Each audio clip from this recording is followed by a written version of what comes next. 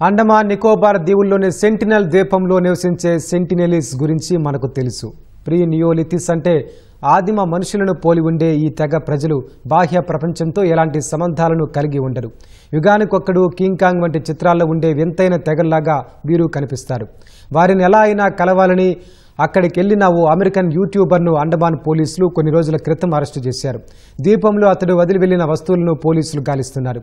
అవి సెంటినెలీస్కు దొరికితే రోగ నిరోధక శక్తి లేనందువల్ల వారు ఇన్ఫెక్షన్లకు గురవుతారని నిపుణులు చెబుతున్నారు.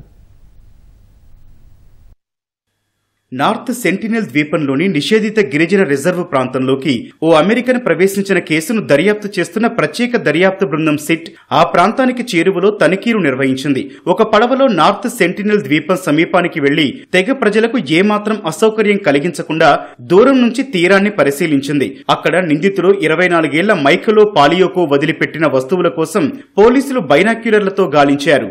అయితే ఎలాంటి వస్తువులను పోలీసులు గుర్తించలేదు. తనిఖీల సమయంలో పాలియాకోవ్ను పోలీసులు వెంట తీసుకెళ్లారు. నార్త్ సెంటినెల్ దీవుల్లో ఇతరులు ప్రవేశించడాన్ని భారత్ నిషేధించింది. అయితే మార్చి 31న అమెరికన్ యూట్యూబర్ అయిన పాలియాకోవ్ అక్కడికి వెళ్లాడు. అనుమానాస్పదంగా సముద్రంలో తిరుగుతోన్న అతన్ని గస్తీలో ఉన్న అండమాన్ నికోబార్ పోలీసులు అరెస్టు చేశారు. విచారణలో సెంటినెలీస్ తెగ కోసం ద్వీపం ఈశాన్య తీరంలో శీతల పానీయాల సీసాలను అక్కడ వదిలినట్లు అతడు చెప్పాడు. నార్త్ సెంటినెల్ ద్వీపంలో ఫోటోలు వీడియోలు తీశానని పేర్కొన్నాడు. అతడు ఓ సీసాలో తీసుకొచ్చిన ద్వీపం ఇసుకను స్వాధీనం చేసుకుని పోలీసులు ఫోరెన్సిక్ టెస్ట్ కు పంపారు. అమెరికన్ యూట్యూబర్ ప్రయాణించిన మోటార్ బోట్ ను సీజ్ చేశారు. బాహ్య ప్రపంచంతో సంబంధాలు లేనందున సెంటినెలీస్ తెగ ప్రజలకు రోగ నిరోధక శక్తి ఉండదు. ఫలితంగా నిందితుడు వదిలిన శీతల పానీయాలను వారు ఉపయోగిస్తే ఇన్ఫెక్షన్ల బారిన పడే అవకాశం ఉంది.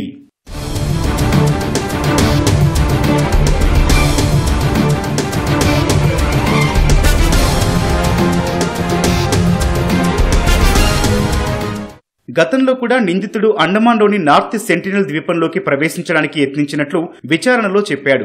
గతేడాది అక్టోబర్లోనూ దొంగతనంగా కయాక్ సాయంతో వెళ్లబోతే స్థానిక హోటల్ సిబ్బంది గుర్తించి హెచ్చరించడంతో వెనక్కి తగ్గాడు.